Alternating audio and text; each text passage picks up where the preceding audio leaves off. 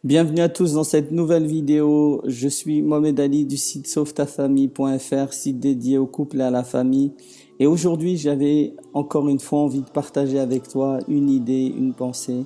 le constat que je fais dans l'accompagnement de mes couples, certains constats que je fais dans l'accompagnement de mes couples que je veux partager avec toi.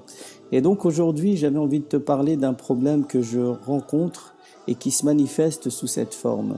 Lorsque le couple vient me voir, un des deux partenaires vient me voir et me dit en fin de compte, j'ai cette sensation, j'ai cette impression en fin de compte que mon partenaire ne peut pas répondre à mes attentes et ne peut pas répondre à mes besoins. Que je lui dise explicitement ou que j'essaie de lui faire comprendre implicitement, j'ai l'impression qu'il ne m'entend pas et qu'il ne peut pas tout simplement satisfaire ses besoins. Donc on parle bien de besoins qui peuvent être liés à quelque chose de physique, d'affectif, plus de spirituel, de matériel ou bien d'intellectuel. Donc moi, comment j'essaie de répondre ou j'essaie de faire comprendre au couple en fin de compte ou au partenaire, j'essaie de lui mettre en évidence une des causes qui est très subtile et qui est cachée en fin de compte et qui arrive au début de la relation, qui arrive à la base, à la source, à la naissance de la relation. Et c'est que cette cause cachée, c'est ce qu'on appelle un contrat psychologique, un contrat de réparation implicite. Et en gros, pour vous résumer ça, c'est que chaque personne, avant de se marier, a grandi dans un environnement, et puis cet environnement n'a pas forcément répondu à toutes les attentes et à tous les besoins. Et donc, la personne qui vit dans un environnement qui répond pas à tous les besoins et toutes les attentes, il y a une frustration qui va se cumuler chez la personne. Et du coup, la personne va développer l'espoir, en fin de compte, après avoir désespéré de cet environnement qui n'a pas pu répondre à certaines attentes, va nourrir l'espoir de pouvoir répondre à ces attentes, mais dans une autre vie. Dans un autre environnement. Et l'autre environnement n'est rien d'autre que, très très souvent, se manifeste sous la forme du mariage.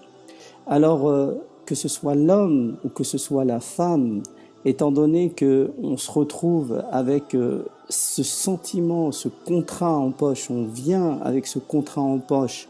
et dans l'intention de répondre à ce contrat. Et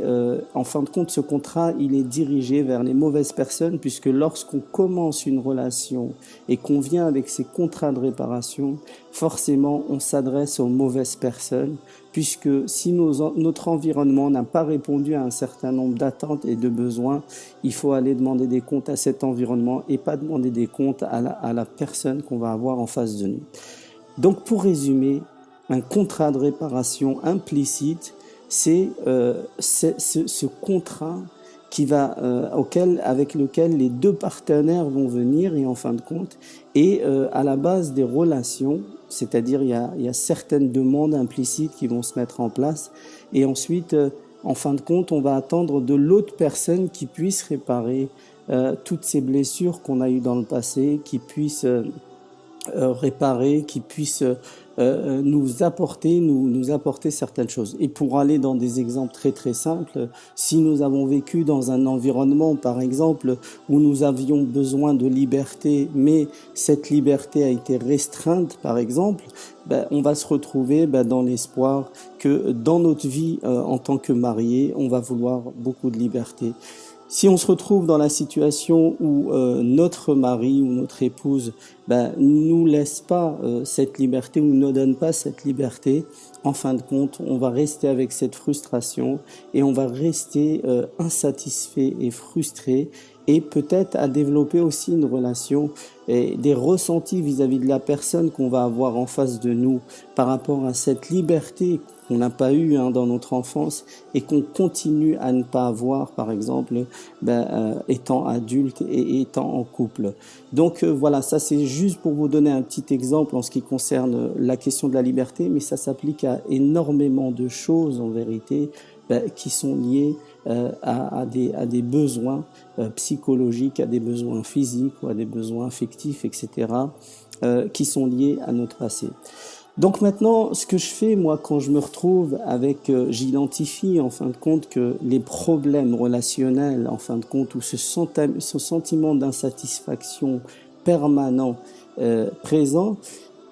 est présent chez la personne, ben c'est la première chose que j'essaie de faire, c'est j'essaie d'identifier ces contrats de réparation. Alors, je commence à mettre en place des investigations sous forme de questions pour essayer de comprendre exactement la nature de ce contrat de réparation chez l'homme et la nature de ce contrat de réparation chez la femme, et ensuite tout simplement se débarrasser et conscientiser ces contrats de réparation implicites, et ensuite de s'en débarrasser tout simplement, et ensuite d'essayer de développer en fin de compte des relations qui vont être basées sur des attentes du moment, et des choses qui sont explicitées, et ensuite la mise en place d'habitudes en fin de compte relationnelles qui vont répondre aux besoins du moment et pas à de supposés besoins du passé qui pourront jamais être satisfaits en vérité, puisque si notre maman nous a privés de liberté par exemple, et on en veut à notre maman, et qu'en fin de compte on projette ce ressenti sur notre mari ou notre épouse, donc voilà, c'est à la mauvaise personne qu'on s'adresse. Donc voilà, j'avais envie de vous parler de ces contrats de réparation implicites puisqu'ils font beaucoup de dégâts dans les couples. Alors à toi aujourd'hui, je te pose la question. Quelle est la part des contrats de relation, de contrats de réparation implicites dans les difficultés que tu as dans ton couple? Quelle est la part? Quel est le pourcentage? Et je t'invite tout simplement à essayer de réfléchir à ça, à essayer de prendre conscience réellement à ce qui appartient à ton passé et ce qui appartient à ton présent, et de faire la part des choses et de faire les bons choix et de t'adresser aux bonnes personnes quant à ce que tu as manqué, de ce que tu as manqué. Et voilà, en fin de compte, le but vraiment de cette vidéo, c'était de mettre en évidence ces contrats. Voilà, merci de m'avoir écouté et à la prochaine vidéo.